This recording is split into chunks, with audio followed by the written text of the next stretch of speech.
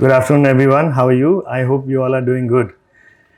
So, I know I don't have that much of knowledge that I'll give you a lot of information and a lot of motivation. I'm going to take you through a very, very simple life story, which is more realistic. So, it'll be very simple. I'll stick to the theme of the talk, which is beyond the obvious, breaking the pattern, and building the future. So I'll just take you through my life examples and what I have gone through so that whatever you can learn from there, it is not a conversation coming from a very successful person or very knowledgeable person. I'm a simple person who has done some bit of things in his life, who has grown, who has struggled, who has worked in different countries, and here today standing in front of you. And try to do the justice whatever I would say. So my conversation will be largely around beyond the impression. We all create impressions. We like to create impression. We want to impress people. That's what our life is all about. Interview mein impression, life mein impression. Every time we like to impress people, and that's what we have been about. So I also was like that. And when I was a kid, everybody has close childhood friends. You know, so my one of my very close childhood friend, that one friend who can call you at 12 in the night and say that let's go out. That friend, he named me Jhanki Sahab. And I thought he's telling me because I look like a god. But the story was not that. I felt I'm very impressive. I'm good at handling girls in my young age. I'm good at holding rooms. I'm good at holding boardrooms, meetings, convincing people. But that was a lie. That story was a lie. They gave me this name because they knew what is behind this face impression. What is happening behind this man who is impressing everyone. And that's how this name came up. So we need to understand what is the pattern and what pattern I went through and what I realized, what is the pattern. I was very good at, taking seminars, workshops, which I still do, but there's a lot which has changed. The pattern was, I will go in a room, I will try to impress people, I'll hold people, I'll convince people, I'll make relations. Everything was going good. But there was a pattern. And of course, it was not fake. I really did good with that pattern which I built in my own life. I built a career out of it. I studied in some good colleges. I worked across 7 countries. I published some international books. Everything went well. But then what was the problem? It was not fake. It was still working for me. I made a lot of friends. I made good communication within the professional network, within my personal network. I did well in my career, in my personal life. But the real problem was something else. Because what happens, you all have been told, we all have been told, especially men, stay strong, be strong, behave strong. What will people think about it? Everybody says that. As everybody, all the other speakers said, you have to make career, choose good line, work hard, etc., etc., etc. So everybody prepares a plan. I had a plan. But what happens when the plan doesn't work? Nobody tells us what to do when plan doesn't work.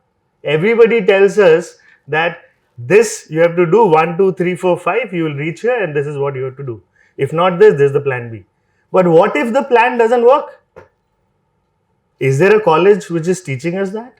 Is there a tuition which is teaching us that? Is there a person who is teaching you that? No. We are not ready for that. And when that pattern kicks in, you still keep impressing people. It sometimes in my life, it started looking like a leadership because I became a CEO, CMO, CGO of different companies. So I was projecting myself as a leader. Internally, I knew it's a pattern which is getting built, that I'm impressing people, and somehow I started believing that this is what I am. I'm a leader. I started believing that this persona which I have created on the outside, this is what resilience is all about. This is what grit is all about. Times are wrong, you keep doing it. You keep showing yourself, you keep going to work, you keep impressing people, you keep earning well, you keep doing well. That's what I felt resilience is. It also looks like maturity. When you grow, you get married, you have a static career, you settle down, you can't break down. Our society doesn't allow us to break down. It tells us that you have to be strong, you have to project strong. You can't say that I can't do this. I can't go on a date because I don't know how to talk. You can't say that. I can't say that I will not go to an interview because I can't crack it. Right? And this is what we have been taught. So we start projecting that we are mature enough and we have to show that we are resilient. Right? And it also looks like success at times. When you see somebody, some gentleman coming here who is successful, you see, oh, he's very good. He's resilient, he has done really good in his life. But who knows what is the picture behind that man? We don't know what is the picture behind that man. Because we are attuned to this pattern. Whoever is looking successful is living a good life, is happy. But that's not the case. So that's what we do. When we go through a pattern, when we go through a problem, the typical pattern is we still show up. Tabiyat kharab hai, but we have to go to the college because we have to earn good grades, we have to get a good job, we have to, be in the office every day. We still keep talking clearly to all our colleagues, to all our bosses, to all our office people, to clients, everything. We still keep doing that. Right? We still handle things. We keep handling things. We keep handling things. We keep handling things. And we still look fine on the outside. Everybody in this room, if you'll say one sentence, how are you? The first thing which comes out of everybody's mind, I'm okay. Have you seen anybody saying that I am not okay? Nobody says that. I'm fine, I'm doing good, I'm okay. And that's the pattern. That's the pattern which we need to break, which I am trying to break, which I have been trying to break from last 6-7 years. And that's my pattern. I started believing that looking strong was resilience instead of being truthful to myself. Especially what we do in younger age, because whoever is coming on this stage, they all have gone through the phases which you have gone through. And what we do, 90% of the people, we start deceiving ourselves. We are not truthful to ourselves that I am not okay. I am not doing well. I am weak in studies. I am not good at talking to people. We don't accept the truth to ourselves. You feel if whenever I walk into canteen, 10 people say hi, everybody loves around me, people, lecturers are liking me. So I think I'm doing good in life. So what happens is when that pattern sets in, you start flowing with the pattern. I was also flowing with the pattern. I got big roles, international life, worked across 3 continents, 7 countries, meeting the CEOs of Coca-Cola's and HULs and everything. I did everything. But now the question is, why did I feel that was not a good pattern? If I was doing so well, what is the reason to change the pattern? Because when you stand in those rooms and when you come back,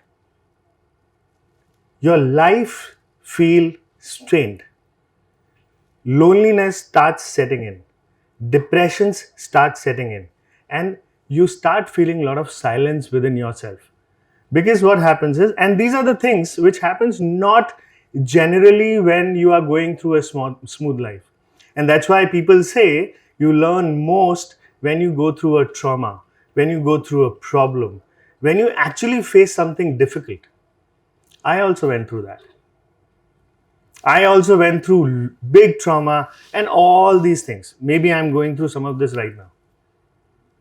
And that's why I said I'm not going to give you any motivation. It's a very realistic conversation I'm going to have with you. So, In June 2016, I was based out of Kenya. I was managing director of Ogilvy for 19 countries in Eastern Africa.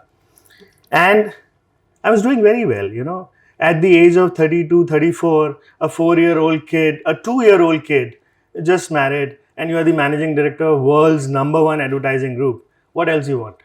You feel life is set now.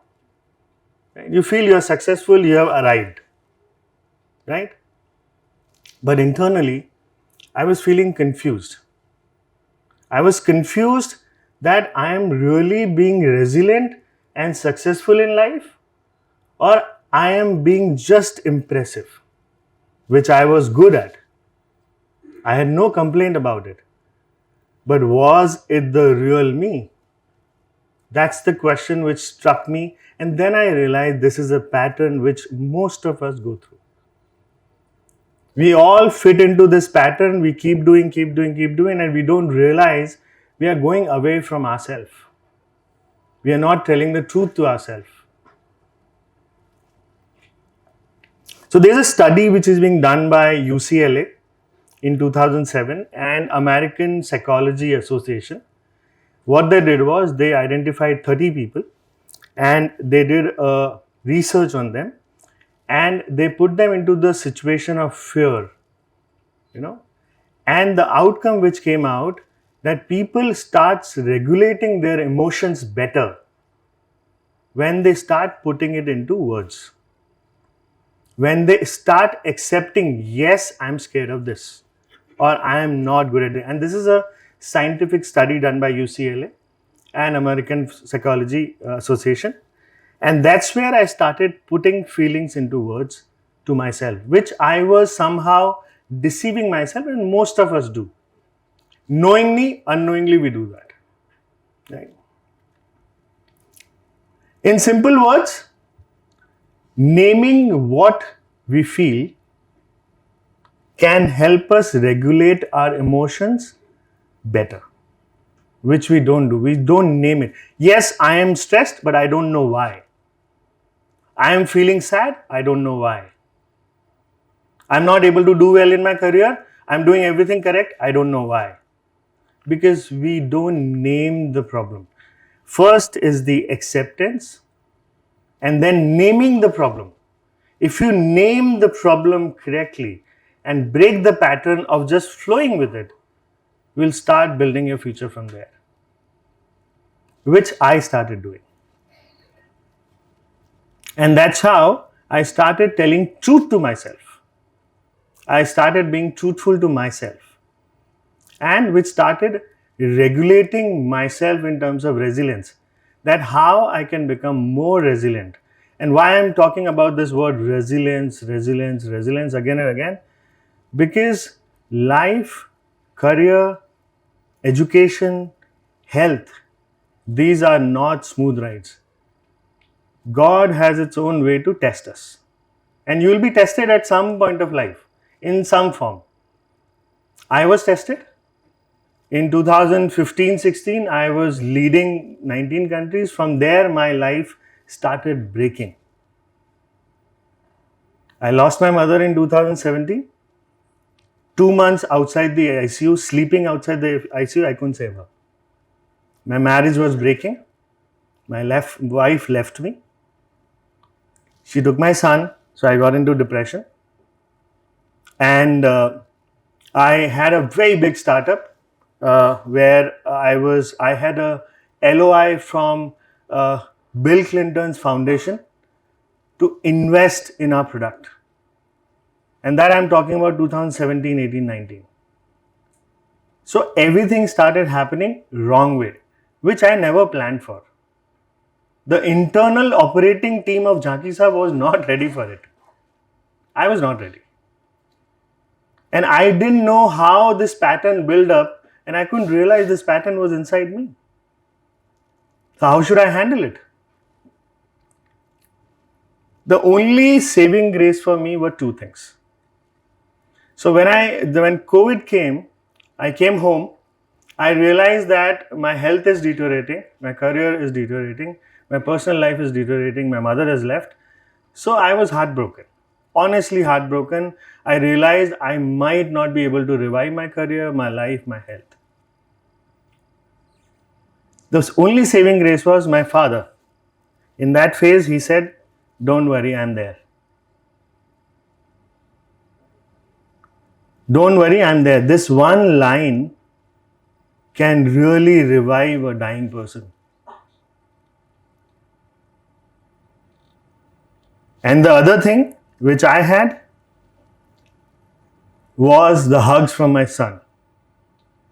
Because I was anxious with the separation of my son, in COVID, he was living with me, and that hugs, when he was sleeping with me in the night, that was my saving grace. I am not saying that healed me, but that gave me a sentence which I had to tell myself I have to stay. I have to stay in this world to work, be truthful to ourselves, be truthful to myself, and keep working, keep working, keep working. From there, I started reviving myself. And that's where I started studying again. I went through IIM Kozhikode. I did my master's in development program after my MBA. And then I revived my career. I again went back to WPP. I started leading Western African markets for them. I went to a technology company, started leading global marketing for them, for Australian market, India, Asia Pacific markets and Indian markets. So, and then what other thing happened is I started realizing in this whole time period, I was running behind certain things. I was running behind being a good son, being a good father, being a good husband, being a good professional, good leader. I stopped living for myself. And I was not happy from inside. And if I'm not happy from inside, I started burning out. I started burning out for others, not for myself. So when I started reviving myself, I decided I want to be selfish. I want to live for myself. I want to be happy first so that I can make others happy around me. It started from my first thing when I started writing book. And that's what, when I say about resilience, I started writing about resilience. So 4 years back, I wrote 2 books which got luckily published across 30 countries and are available in 30 countries now.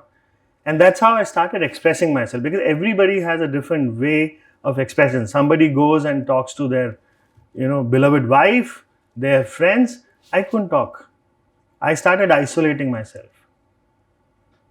So the way to pour out my thoughts was only writing. And that's how I started enjoying the writing. And the other thing was travel, because when I was used to travel, I was used to get good ideas to write, and I used to do photography. And that's where, if you'll see, and I do decent bit of photography. And I got into wildlife photography, which really made me happy. And books, travel, and photography made me really happy. But one sentence which kept me going throughout this phase, I decided that I will not give up. So this conversation is not from a successful person, a person who did well, went down, again became successful. It's from a normal person who is still healing, still working on myself, still confused, still learning things. But I will not give up. Thank you.